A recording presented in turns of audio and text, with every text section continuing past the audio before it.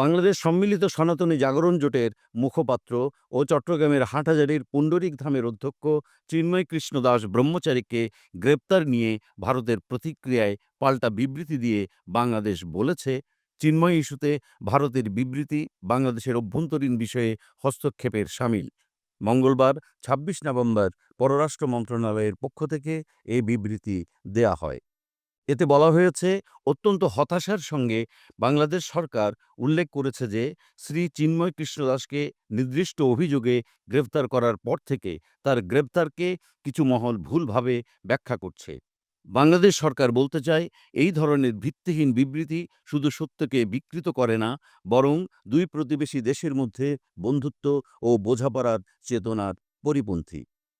এর আগে চিন্ময় কৃষ্ণ দাসের গ্রেপ্তারে উদ্বেগ প্রকাশ করে ভারতের পররাষ্ট্র মন্ত্রণালয়ের বিবৃতিতে বলা হয়, বাংলাদেশ সম্মিলিত সনাতন জাগরণ জোটের মুখপাত্র শ্রী চিন্ময় কৃষ্ণ দাসকে গ্রেপ্তার ও জামিন নাকচ করার বিষয়টি আমরা গভীর উদ্বেগের সঙ্গে দেখছি। বাংলাদেশের হিন্দু ও অন্যান্য সংখ্যালঘুদের উপর একাধিক হামলার পরে এ ঘটনা ঘটল। বিবৃতিতে আরও বলা হয়, এই ঘটনার অপরাধীরা ধরাছোঁয়ার বাইরে থাকলেও একজন ধর্মীয় নেতার বিরুদ্ধে অভিযোগ চাপানো হয়েছে, যিনি শান্তিপূর্ণ সমাবেশের মাধ্যমে ন্যায্য দাবিগুলো উপস্থাপন করেছিলেন। হিন্দুসহ সব সংখ্যালঘুর নিরাপত্তা, শান্তিপূর্ণ সমাবেশ ও মত প্রকাশের স্বাধীনতা নিশ্চিতে বাংলাদেশ কর্তৃপক্ষের প্রতি আহ্বান জানানো হয় বিবৃতিতে। এর প্রতিবাদ জানিয়ে ঢাকার পররাষ্ট্র মন্ত্রণালয় এক বিবৃতিতে বলেছে, বাংলাদেশের অভ্যন্তরীণ বিষয়ে মঙ্গলবার ২৬ নভেম্বরের গণমাধ্যমে ভারতের পররাষ্ট্র মন্ত্রণালয়ের জারি করা একটি বিবৃতি বাংলাদেশ সরকারের নজরে এসেছে। ঢাকার ওই বিবৃতিতে বলা হয়, অত্যন্ত হতাশা এবং গভীর দুঃখের সঙ্গে বাংলাদেশ সরকার উল্লেখ করছে যে শ্রী চিন্ময় কৃষ্ণ দাসকে নির্দিষ্ট অভিযোগে গ্রেপ্তার করার পর থেকে তার গ্রেপ্তারকে কিছু মহল ভুলভাবে ব্যাখ্যা করছে। বাংলাদেশ সরকার বলতে চায়, এই ধরনের ভিত্তিহীন বিবৃতি শুধু সত্যকে বিকৃত করে না, বরং দুই প্রতিবেশী দেশের বন্ধুত্ব ও বোঝাপড়ার চেতনার পরিপন্থী।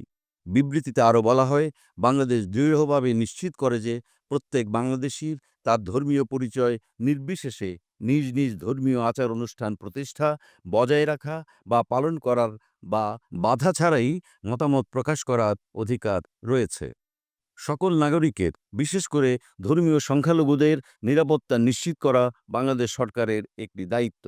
গত মাসে বাংলাদেশে শান্তিপূর্ণভাবে দুর্গাপূজা পালনের মাধ্যমে এটি আবারও প্রমাণিত হয়েছে।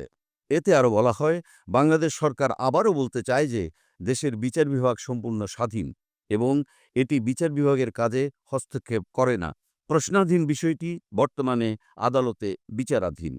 পররাষ্ট্র মন্ত্রণালয়ের বিবৃতিতে বলা হয়, বাংলাদেশ সরকারও দেশে সাম্প্রদায়িক সম্প্রীতি সমুন্নত রাখতে প্রতিশ্রুতিবদ্ধ।